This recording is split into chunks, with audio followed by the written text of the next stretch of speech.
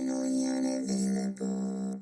All right, welcome, Steve, to Emotionally Unavailable. We're going to jump right in. You'll have to excuse how Let's do tired it. I look. I am tired, but thank you so much for being here. Well, thank you, Melissa. I really appreciate it. I listened to your podcast about an hour ago, and I loved it and love what you're doing with talking about how people are available or unavailable.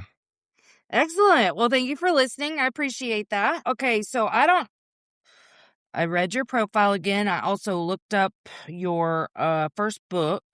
So I have questions, probably not questions you're expecting, but things that's kind of what I do is like I look at the stuff and I go, "Ooh, I want to know this." And that's kind of how we do Well, it. So, I have no secrets, so be careful what okay. you Well, ask. first, I want to know what area did you grow up in the US?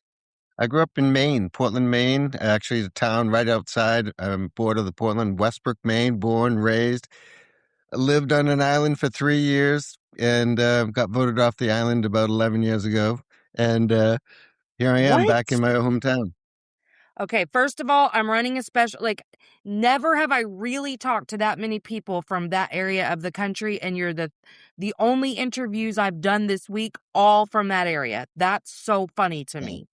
That, Yeah. what? Okay, what are you talking about? Voted off the island. What does that mean? I was married to a woman for 19 years, and we bought a house on an island connected by bridges, about half hour from downtown Portland. And one day she decided she didn't want to be married anymore and said, and she stuck to it. And so I got voted off the island. Yeah. Was it a private island? No, there were Oh, probably okay. about 100 people, families living on the island, 100, maybe 100 people.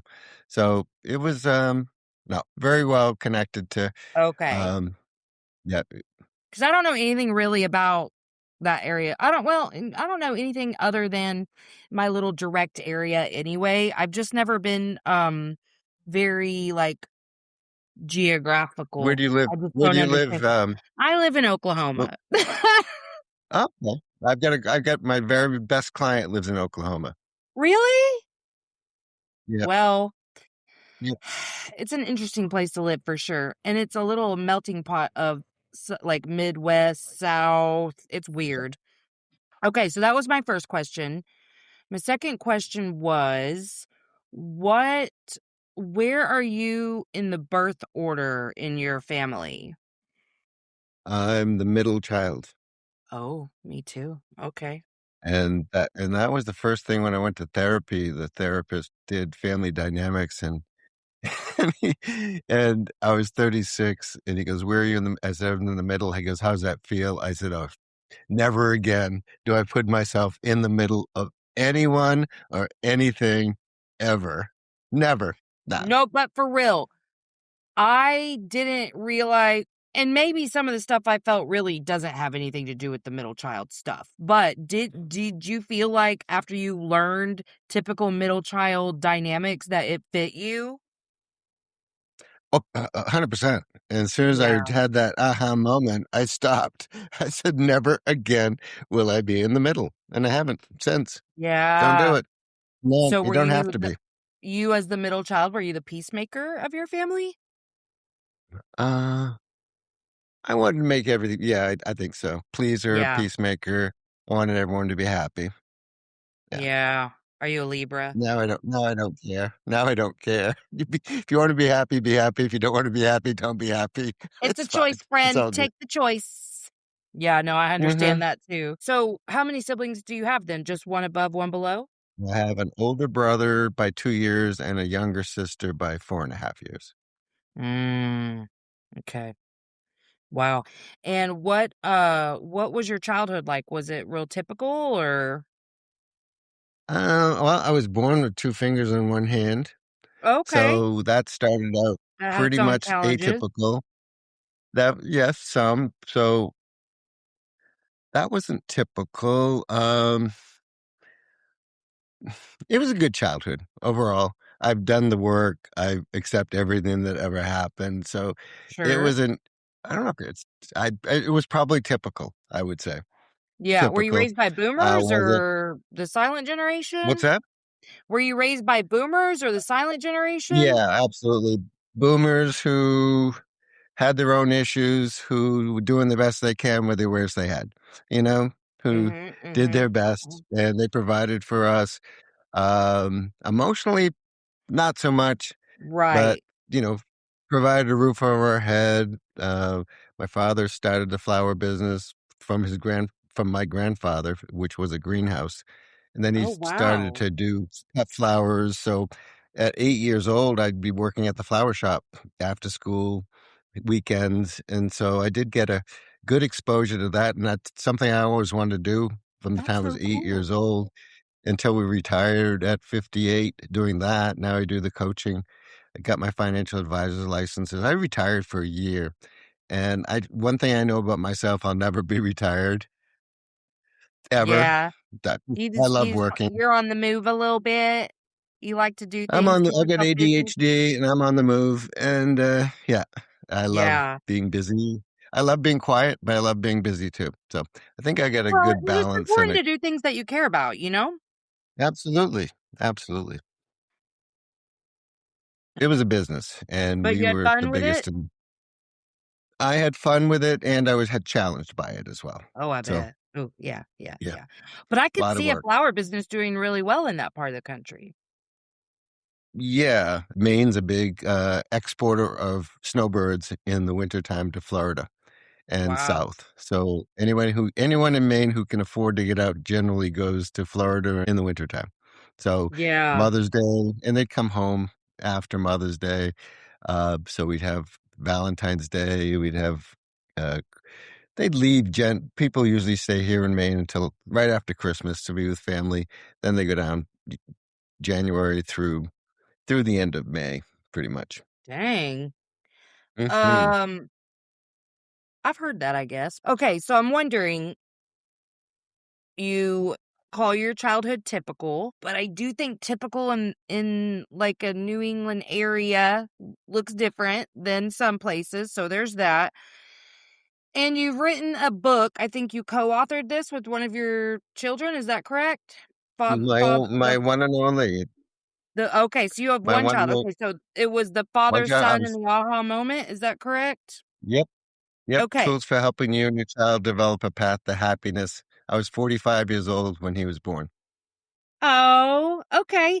But you've gone from doing the work, well, you've gone from childhood, adulthood, Mhm.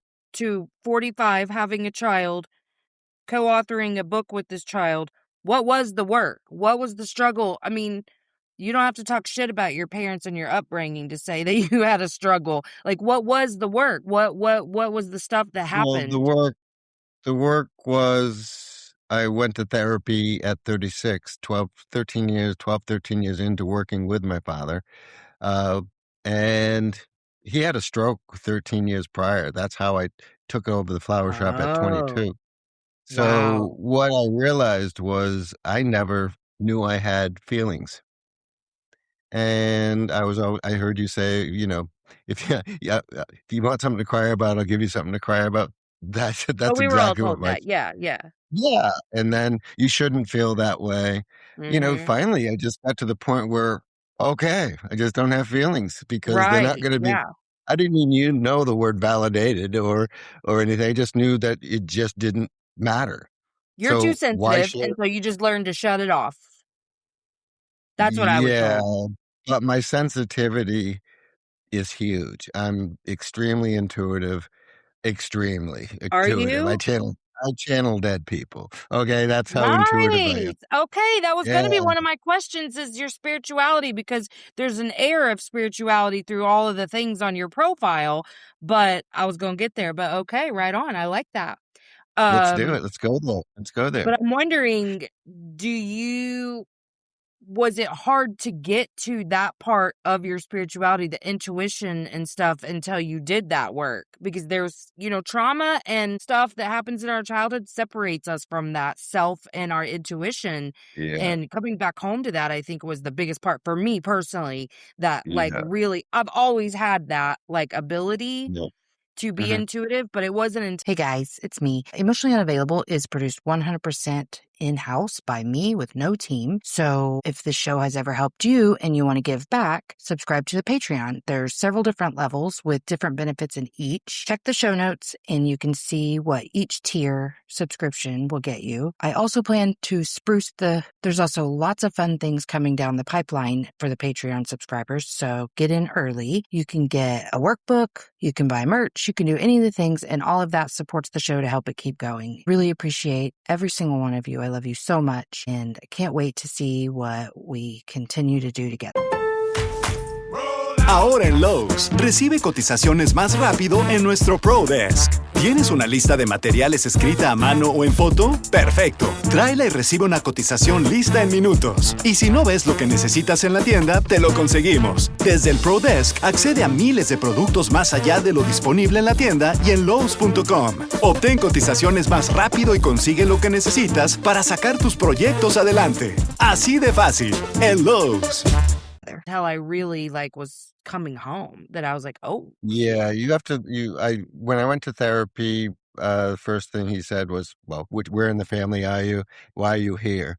I go, I have everything in the world that I want. I'm not happy. That is Mhm. effed up. And then I said, Mhm. how long is it going to take and what can I expect? He said, typically, very few people I knew went to therapy 33 years ago. And, Right. and so he says, typically I say 3 months, you're halfway there, basically knowing I'm messed up. Yeah. Secondly, he said, you'll get mental health, which meant nothing to me. Okay. But what was happening was I was reading Elizabeth Kubler-Ross, Death and Dying. I was reading Mm. Stephen Covey's book, 7 Habits of Highly Effective People. I was reading A Course in Miracles. I was just preparing myself for something I had no idea that was going to happen. And Mm. within that month and a half, I had an out-of-body experience. I had got into a state of consciousness. I was so high I couldn't come down. I forgave everybody that ever did anything, person, place, or Mhm. situation that happened to me. I got so high I couldn't come down. What I didn't realize was my family got really rather than saying, "Oh my God, he's healed," "Oh my God, he's crazy." He's psychotic. He just said, "No, he's psychotic. He's finally gone crazy." Well, and when I finally Mhm. went sane, I my family thought I Yes. was crazy. Yeah, Oh my God, yeah. I resonate with that so much because sometimes there's so much Mhm. stuff that I don't say to my family. Like, for instance, I've just learned about the term quantum immortality, and I haven't really talked very much about it to anyone Yeah. because it sounds so fucking nuts, right? But it Well, seems so not to me reasonable to because you don't. me. Well, not to me or us because you don't die, so it has to be Right. Well, eternal. We're and our listen, I spent so much time. I can remember being 6 years old, spending so much time thinking about how we exist on several planes. I was always thinking about meeting another version, like myself in a different timeline at 6 years old. So I'm like, okay, I don't think I thought about shit like that for no reason. And it wasn't yeah. until I mean, I had a spiritual awakening a couple of years ago, so it's been a little bit of an evolution of learning and growth and expansion throughout that time. But I mean, still, I try not to lose my credibility with people um by jumping right into the biggest part of my belief systems. I well, but what do you think about this? Cuz I mean, not everyone's going to believe the way I believe, and that's fine. But quantum immortality is one that's in a more advanced concept, so I don't get into it with people, Well, but my family I doesn't think believe it's in this shit at all. if they go to church, then don't they talk about the Holy Spirit? None of us are religious either. That's the thing, I'm is that not. they're very I'm not religious. I'm not religious either, and I don't think you have to believe in anything that is. And what do you have to believe that something is? It just is. What is right. God? It is. It is. It's It everything. is. It's not a Yeah. thing. How do science is proving it on the quantum level. So If they're I into know, science, that's then what I like, is that there is this thing that you can look into. right. I understand some of it's difficult to interpret, and that's fine. And I know for me, there was a lot of resistance in the beginning. Like, the first time I went to see a medium, probably 5 years ago for the first time, and he was the first person to say to me, like, about soul contracts, and, like, we pick this Mhm. experience, and we pick our parents. Oh my god, I was so triggered by that because I'd never heard it, and I was like, "I didn't fucking pick this. What the fuck?" Um, and then but I remember making a very conscious decision to, like, stay open to what he was saying, because this, I'm not there Right. yet, but maybe I'm gonna understand this eventually. And so I did. I just stayed really open to it, and now that is something that I really believe. Yeah, I don't know. You know, I don't I It's don't been interesting. Yeah, it is. And, a lot of the stuff I don't know. And I think a lot about Sure. doing what I do, coaching. I mean, I love business. I love psychology. I'm pretty grounded, okay, in the Mhm. physical world, but I'm Mhm. also not so grounded that there is no box, okay? There is no box in my mind, and if there's a Yeah, box, I yeah. made it. So I'm really open to everything. I can share with people what I experienced it, but after that, I don't know. Everyone's experience. I love reading and hearing podcasts about people's near-death experiences Me because too. it's like their life experience.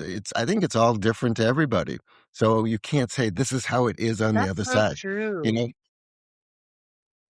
But do you feel any, I'm going to use the word resistance, when you hear the near death experiences that talk about that really approach it from, like, a Christian standpoint? And I know I just have a ton of religious trauma and I'm still deconstructing and it's still very triggering to me, but I wonder, cuz I'll skip those stories. Like, I don't want to hear, like, if you're like, I saw Jesus and da da, in a way that doesn't, you know what I'm talking about. Like, I'm not, Yeah, I like, do. Jesus is one thing, but, like, when they get really religious with it, and first I saw this, and then God told me this, and blah, blah, and it just seems so, like, I don't like to listen to it. But what are you triggered by any of that, or no? No, I don't. It takes a lot to trigger me.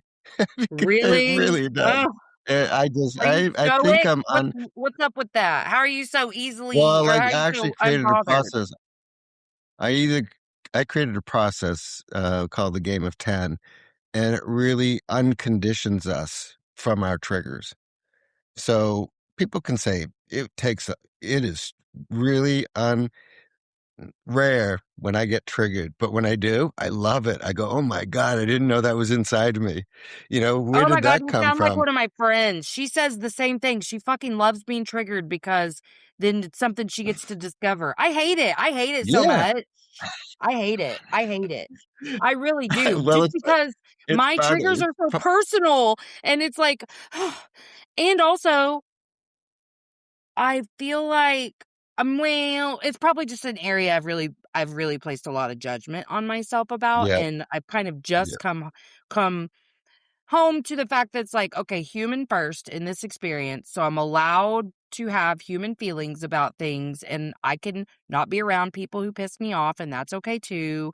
Like, really just getting to a place where, like, I had to start taking myself a lot less seriously because I was putting too much pressure on myself about being enlightened and what that looks like, and, the labels and the weight that labels carry sometimes, and not putting myself in a box and just going, whatever happens, it happens, and I'm gonna roll with it, and I'm allowed to do all of it, any and all of it, you know? But okay, Yeah, so your program, yeah. tell me the Well, name of it again. it's when Something of 10. I can't remember. the What'd you game of say? 10, the Okay, game of yes, yes, 10. yes. So, it's really about undoing the conditioning that we have been taught and typically lied to about who we Mhm, are, mhm. what we believe, what we're taught. I'd say 80% of it's a lie, 20% is based on truth. So Sure, that's sure. that's what I'm figuring it out as, and I also believe that 80% of the people are good in this world, but they're Yeah. all tens. They're all doing the best they can. You show me a bad person, I'll show you someone who's abused at some age, and they just I've gotten to that hurt place people. too. Yeah, I Yep, really, and and I used to say that and really feel like I meant it. I meant it to my capacity to understand what I meant, but yeah, now I really, like, I've never in my life thought of people as mostly good for lots of good reasons. But now I just am like, no, I mean, I believe at our core we're the greatest. So just We're because love. we've We're love. covered At it our all core, we're up, all, yeah. yeah. But the part At that our core, matters we're is all there.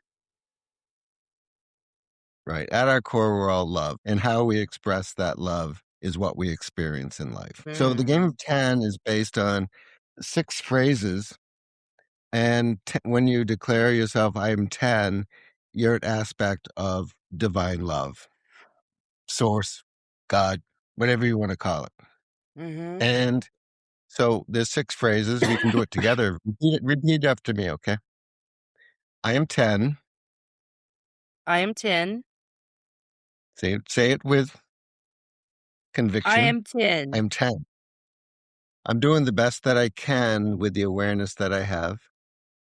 I'm doing the best that I can with the awareness that I have. I'm always right with the awareness that I have. I'm always right with the awareness that I have. I am enough. I am enough. I do enough. I do enough. I have enough.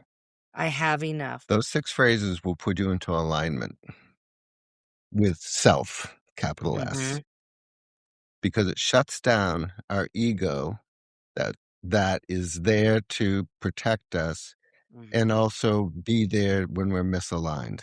Our ego is nothing more than our identity. All right.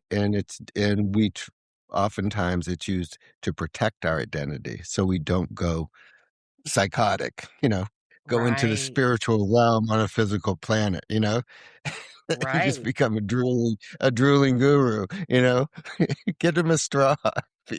So you need to Exactly. meet, That's such a good way to put so you, that. yeah, I mean, you can't live in this physical world without an ego. So this, I had ego death, or my ego is horrible. No, it's just a tool. Okay. So our thoughts are tools, our feelings are tools, our emotions are tools, our body is a tool, our mind is a Mm-hmm. tool. Our being uses these tools, and when our ego or identity is aligned with our authentic selves, our pure love, without fear, without self doubt, without guilt, and without shame, we're good to go. Yeah. And that's what 10 is. And that's what 10 is. And 10s get 100% of what they ask for. It never happens the way we expect it or the time frame we expect it, but Not we true. always get it. And people who live in 3 get 30% of what they ask for. People who live as 1s get 10% and they attract it. So we attract at the level that we vibrate. Okay. If you're Okay. vibrating at 10, things are pretty damn good. Okay. Yeah. Even when they suck Yeah. by most people's standards, they're great. Okay. Yeah. This happened, this happened, this happened. I had such a bad day. Okay. How was your day? Wonderful. It ain't boring either. A lot of people get addicted to the drama Oh, and that's they're so addicted. true. Yeah. So when we're separated from 10, that gap needs to be filled in with drama, ego, which is fear, self-doubt, guilt. And that's where addictions come in too. So the Yes. further away you are from 10, people will use distractions, drugs, alcohol, Mm-hmm. sex, you name it. There's something anonymous for everybody. But it's really, they used the distractions to fill in the gap artificially. So the only thing that can fill in the gap is letting go of the disappointment. So the premise of the game of 10 is we're all appointed 10.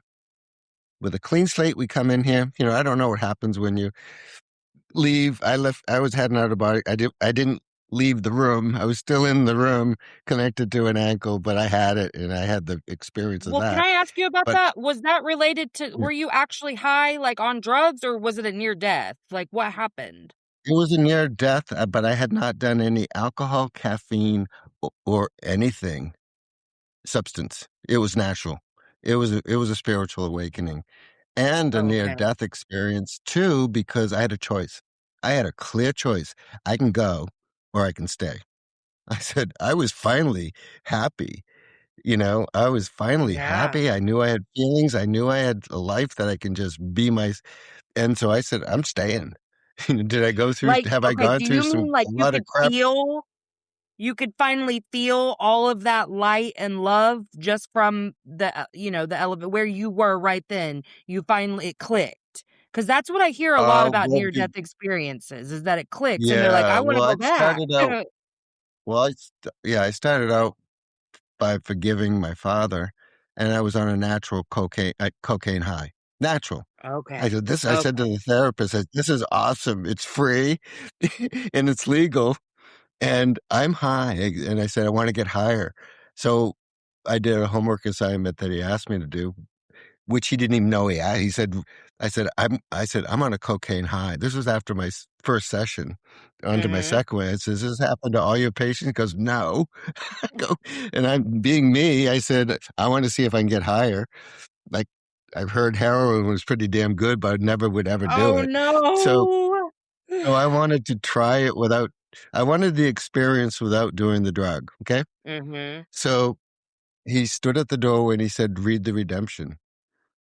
And I had no idea what that was. Do I cash in my bottles? Is there something about, what's the redemption? So I looked in a family Bible. I couldn't find it. And I was reading A Course in Miracles, just started about a few weeks into it. And I looked in the glossary and there it was. And it said, when you finally realize that you never left, Mm. God, heaven, when you have that awakening that you never left, that Mhm. and it just hit me, went through me, and I'm out of my body. And I got on a heroin high that I was like, I couldn't come down. And it lasted Yeah. for a good few weeks. That my family thought I was crazy. They thought I was Oh, what yeah. I went to the therapist. I said, I said, Larry, I said, I don't know whether to be pissed at you or thank you. Because I am What'd on he a say? heroin high without doing any heroin. And I said, I can't come down, nor do I want to, because feels so Oh, I can good. imagine. I can imagine. I Yeah. would just run away from my family at that point because 'cause I'd be like, "You know what? Call it psychosis. I I'm was good. I I'm was running happy." I was running the family business. I couldn't run They're like, away. "Oh my god, Steve's over here in psychosis. I don't even know what to do with him right Oh, now." I was in the meantime before he went back to the therapist on this high. I was people coming in the flower shop with their dead relatives, and and I just knew it, validated it, knew their names. So and so's with you. Is She's that when you started customer. channeling? Was during that time? Yeah, but I was doing it before. But that was when it was the peak. There was like I was connected to Oh, both sides. I was connected to both sides okay. and having the best of both worlds. Okay, and Yeah. That doesn't so. sound bad to me. It's pretty good. And so Larry goes, I said, Larry, I don't know whether to be pissed at you or thank you. He go, what? He goes, what happened? I said, I read The Redemption and had an out of body experience. And he said to me, he goes, I never told you to read The Redemption.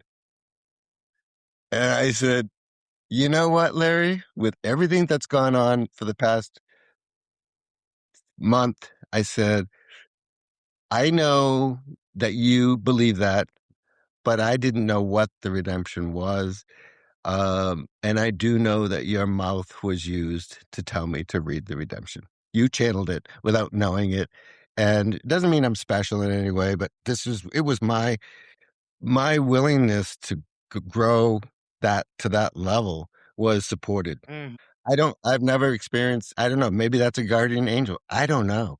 I don't know that what it is. If we have I'm or guides, spirit guides. I don't know this stuff, but I'm open to it. But that would be, if, in my opinion, that would be something a spirit guide would do if they were guiding me. Make Ooh, sense? I could see that. So, I like that you're not so certain about things, not so concrete, because I have not really, if I'm being very honest, I don't know that I've really met a person who's very spiritual that isn't very certain that they know that their way and their belief is the way. You know what I mean? And listen, I have an ego too. So I'm not saying I don't ever have that issue with myself and have to keep myself in check constantly to stay open to whatever the possibilities are. And to also know I don't have to have all the answers, But I That is love that easy. you're like, oh, I mean, makes sense. Doesn't have to. Well, I don't know. I think, how does someone know the infinite? You know, how does God, you're somebody so know the right. infinite? How?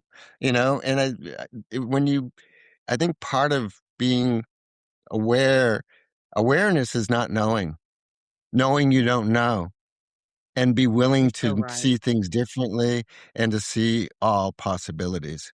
Both sides, Yeah. not both sides, all sides, Yeah. back, frontwards, up, down, people, what we hear most of in today's world is the truth, two pieces of the truth to create a narrative, but it isn't the whole truth in it, nothing but the truth. It's a piece of the truth, and you're creating this whole Yeah. story around it, and that's not the way things are.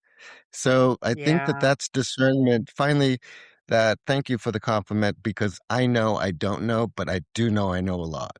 So that's how I Yeah. feel, and I'm Yeah. constantly growing to know. And what I Yeah. find is a lot of people don't want to. It's like a few good men. People can't handle the truth, Mm-hmm. because the truth No, I believe is, that too. I believe that too. Well, and yeah, I know that even psychologically, there were so many truths that I could not accept 10 years ago. I mean, shit, even 3 years ago, if I had been confronted with the information that I figured out on my own, if somebody else had tried yeah. to make me see, never would have seen it. It wasn't Yeah, so like, until I was able to look at it differently that I was like, oh. Like, victim consciousness is a real thing. Having to come to where you understand how you've made yourself a victim far more than you ever even were aware of, that I think we all go through that. That was a hard one. And if someone had tried to just confront me with that information, woo, I would have been vicious. yeah, I was yeah. vicious about things like that. There's some touchy subject, but we don't know the whole truth about it all. I don't know if there are Right. soul contracts. I don't know. I Right. just don't know, but I would never go up to somebody who was violently attacked and say, "Well, you wanted that to happen." It would be like Oh God, cruel. no. No, no, no, It's no, just like, yeah, it's never. like, it's the same with people who've lost a loved one. Well, they're going to have, I'm a medium, and they're going, like, it's so much better. They don't want to hear that. Right. For me It's really heading personally, though, yeah, and I think that we all get to determine the meaning.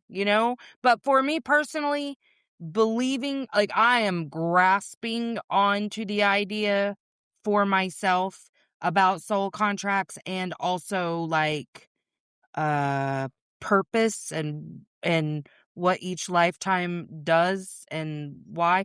Because for me, I like the idea that I chose this experience, because anything other than that, I don't know that I would survive it at this point, Like, it's been some real right. bullshit in my lifetime, so I'm like, the idea that I chose this experience Yeah. as an overall experience, not necessarily all the little side quests, but the biggest bullshit that I've encountered, I like that because Uh, I'm like, "Okay, that I can handle," versus some other, force or whatever deciding for me. But that's just for me. That's the meaning that I'm holding on to, and I'm okay with that. But I'm also uh-huh, like, whatever you wanna believe is fine for you, you go over uh-huh. there with that, though. Yeah. So part of the game of 10, you have to love it. Well, it's part of Course in Miracles says you have to love everyone. And Marianne Williamson, she was one of my coaches during COVID, and I wrote a book that she was one of my writing coaches too. And so I was fortunate enough to have her in my life during COVID. It was great. And one of the things she's been saying for years is, you have to love everyone. You don't have to have lunch with them. Okay. But you Oof. do have to love Yeah, them from a yeah. distance, there's so many people I love from a distance. And, and I have very great friends who I love closely. And, so sometimes, and I think a lot of people, I got one client once. I was at a business gathering, and I heard her say, "Oh my God, I take on everyone's energy in the room." And so I overheard, I said, "Excuse me, I overheard you say take on, yeah, I'm very intuitive, I'm very Mhm. empathic, and Mhm. I said, you just like said, okay, you also don't have boundaries, spiritual boundaries. She goes, Right. what? And she goes, I didn't know you could have them. I said, give me a call. And so she became a client. And I taught her that it's as above, so below. You have boundaries with your psyche, your Mhm. physical boundaries, you have psychic, mental boundaries, body, mind, spirit. Okay. All three have loving boundaries. And if people Yeah. don't love those boundaries, then you make them more clear with your language that what you expect. These are my boundaries. You violated them. You're a no and you're a go right now. Okay. Can we ever be friends? I don't know. Check if maybe if you've gone to therapy or show me that you're doing the work and I will have coffee with you. Okay. In a year. You're a no and you I can never go. I love that. You're a no and you can go right now. I never say forever, because I really want to give people the benefit of the doubt that they're doing the best they can with the awareness they have. And I do believe in, Yes, obviously, yes. redemption. And so, I do love people, and I do have many people in my life that are not in my life for a reason. They're a no and they're a go, and Yeah. they think I'm crazy. They actually think I'm crazy. So, yeah. And I say, like a fox, like a You're like, fox. and that's great. I'll wear that Yeah. identity. Thank you. Well, I okay, want you. so go ahead. No, I said, and oh, please tell all your friends that I'm crazy too. Yeah, let them stay away from me also, because that's fine. Yeah, if they're if Yeah, they're I if kinda they're have good that friends with you, too. then tell all your friends. Yeah, I there's just some people that I've just learned that, um we're too different, and it's just not like, if they're not gonna do the work, there's no point. Because I used to spend a lot of time analyzing other people's behavior and pathologizing it instead of just mhm, removing myself, because yeah. that's become the only solution. But, okay, I'm just wondering, how can the audience I mean, because we're getting pretty into the spiritual, but how, from a grounded psychological, emotional place, how can spiritual tools, or, the game of 10, how can that help in, like, the everyday sense with overcoming Well, it's it's our it's normal everyday stuff? the game of tens. The practical aspects of it is it shuts off your mind from overthinking. When you overthink, if you're overthinking, you can get anxiety, you get depression. 80% of our thoughts are negative. If you're overthinking, Mhm. you're dealing with about 80% negative thoughts. If you have negative thoughts all day, all night, every time you're awake, you're going to be depressed and you're going to be anxious. So there's some practical magic for you. Stop the thinking.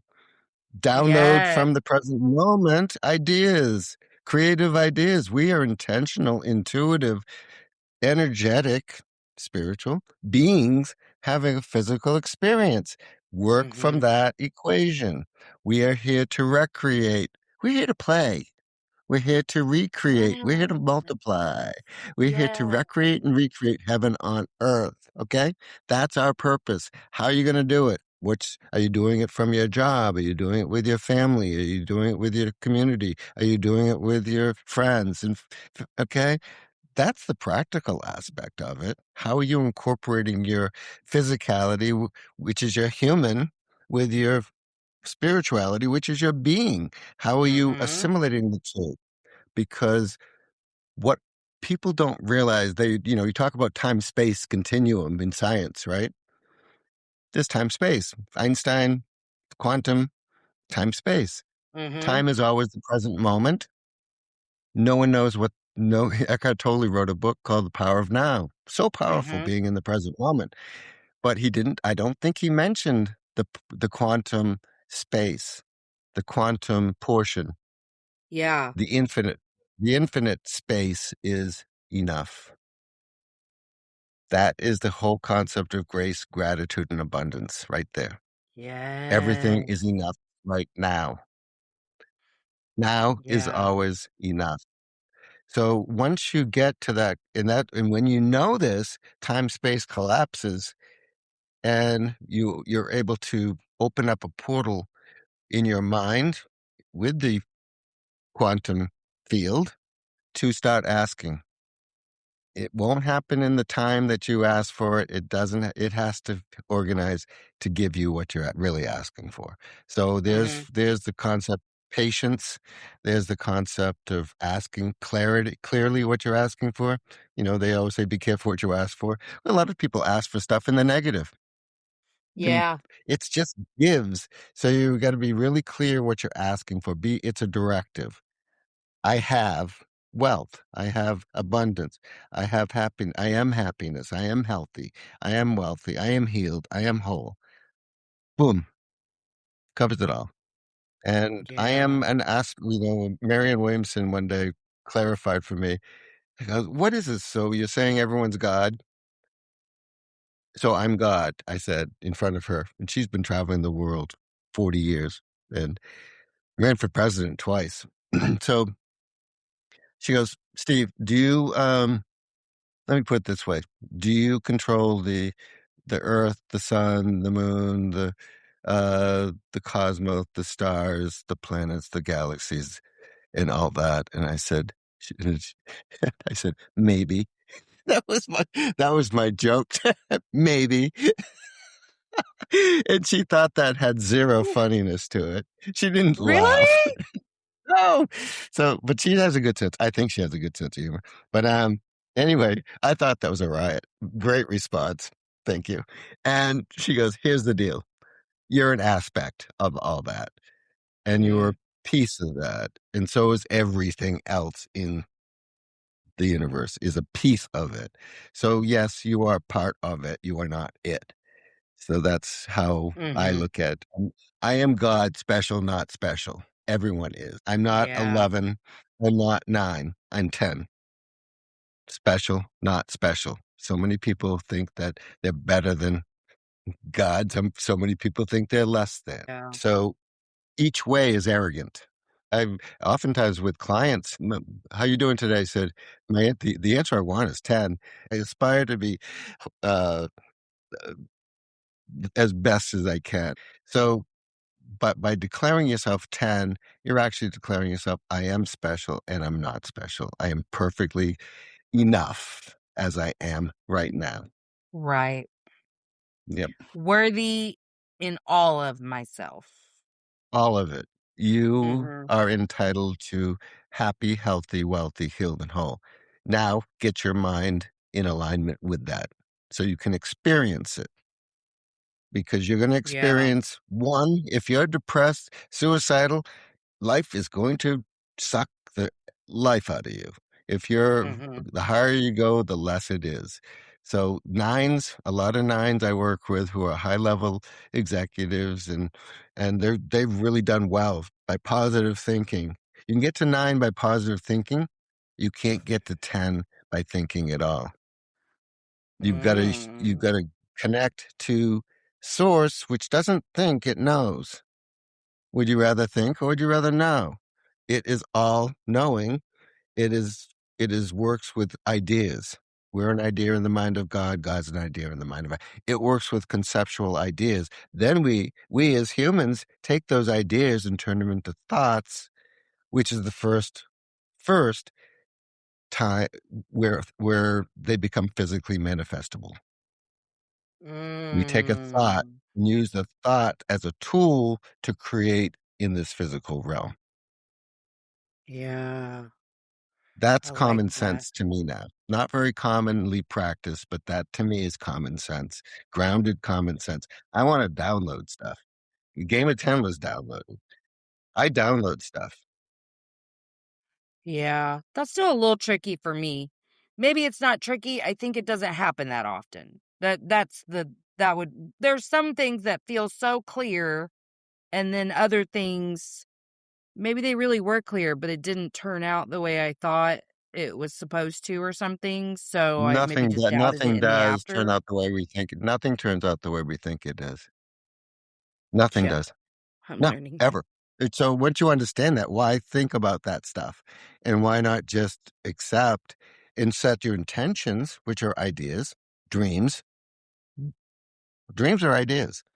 So Yeah. set your dreams high, take action towards those to create wealth, to create abundance, to create friendships, connections, market. In business, you have to use the tools of the trade to grow a business, labor, um, billing systems. You've set up the systems that you Yeah. create to create the life that you ask for.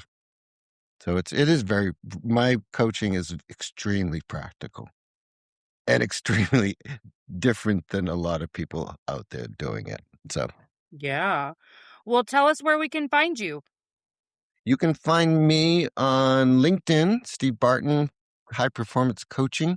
Check out my recommendation. I had a recommendation the other day. I was whelmed and I had tears in my eyes because that was why I do what I do.